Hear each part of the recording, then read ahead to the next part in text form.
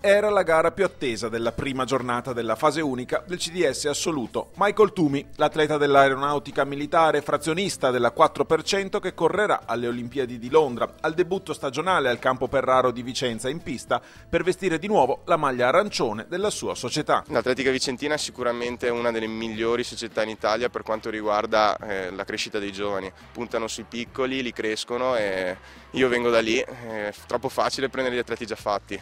Bisogna un po' costruirli e è anche una soddisfazione riuscire a trasformare dei piccoli talenti in grandi atleti. Meglio di lui, sempre nella stessa specialità ma al femminile, la veronese Gloria Huper, da questa stagione in forza al gruppo forestale, qui in gara per la Libertas Lupatotina. E Gloria ha bissato il successo nei 200 il giorno successivo, proprio nella specialità dove sta cercando il minimo per gli europei. L'inizio della gara, la prima parte, ho fatto un po' fatica, cioè non ero mica tanto sciolta, poi dai 60 in poi mi sono aperta, sono andata via un po' più sciolta. Il tempo va abbastanza bene, speravo meglio in realtà, però insomma per adesso non è così terribile, insomma. Siccome siamo a inizio stagione si sistema. E viene sempre dal veronese il vincitore del salto triplo, Michele Boni, autore di un buon 16,18, con vento leggermente contro.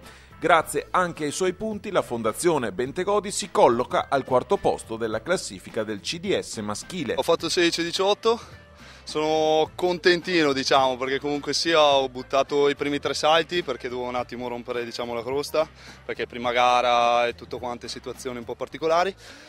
E niente, sono contento per il 16-18 che ho fatto con una rincorsa comunque sia difficile per una partenza un po' complicata da fondo buca così.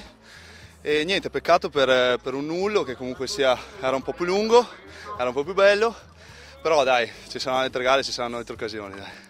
Dalla pedana del triplo a quella del giavellotto, dove ha deluso l'atleta della Biotecna Marcon Leonardo Gottardo, alla ricerca di un lancio vicino agli 80 metri, misura che gli garantirebbe la partecipazione alle prossime Olimpiadi. La pista di oggi, essendo in un materiale molto sottile, e praticamente ogni lancio scivolavo,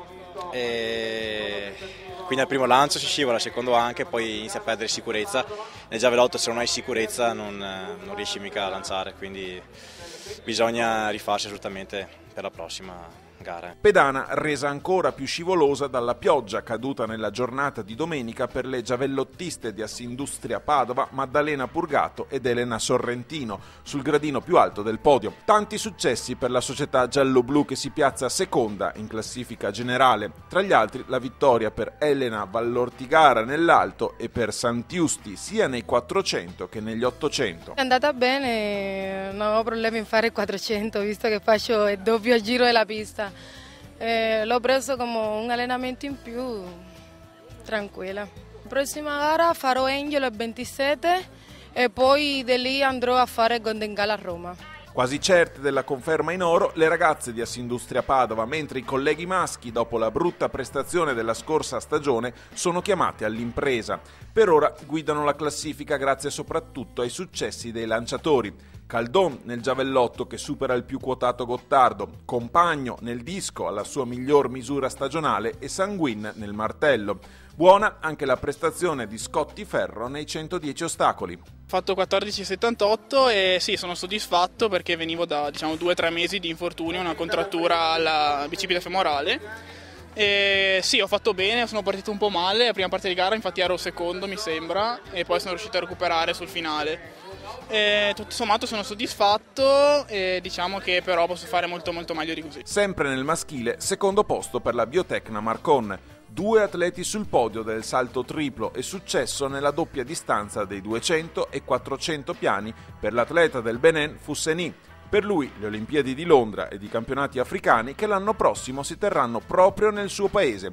Ed oltre all'atletica anche la scuola di elettromeccanica. La gara è andata malissimo, mi dispiace, però nell'atletica è così, succede ogni tanto che uno fa un tempo brutto, domani fa un bel tempo, è così, però 47-70, 3 giorni fa nell'allenamento ho fatto 47-1 senza fatigarmi, quindi capisci un po' che cosa vuol dire, quindi non riesco a capire, sono stato troppo, non lo so, concentrato per fare la gara, come è andata, non ci riesco a spiegare, però è andata così, va bene, domani è un altro giorno. Terza piazza per l'Atletica Vicentina, unica squadra veneta al maschile chiamata alla sola conferma della finale oro. Per ora però meglio dei maschi hanno fatto le ragazze. La solita Ottavia Cestonaro nel salto in lungo con 5,99 e la sorella Maria Vittoria al personale stagionale del getto del peso, sotto gli occhi vigili di Chiara Rosa, gradita ospite in tribuna. Ero abbastanza in condizione, in questo periodo sono riuscita a allenarmi bene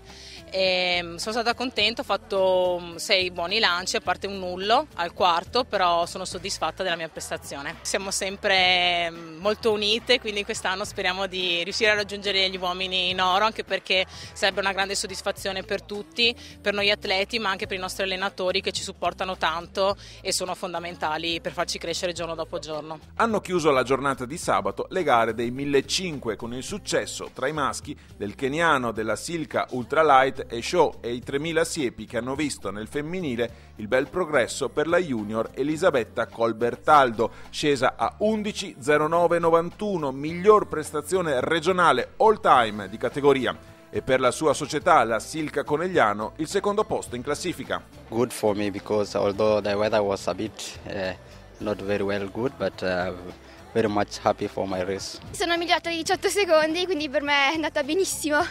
Sono contenta, però è stata dura perché era appunto la prima della stagione e non sapevo bene come gestirmi.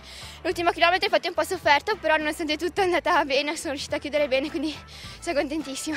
E non finisce qui, perché il campo di Vicenza tornerà ad ospitare la grande atletica nel prossimo weekend. Di scena la seconda fase del CDS Allievi. C'è tanta attività giovanile che è quella che interessa di più. Gli atleti di vertice sono atleti della nostra città o della provincia tramite quella collaborazione. Io direi che è stata trovata una formula giusta.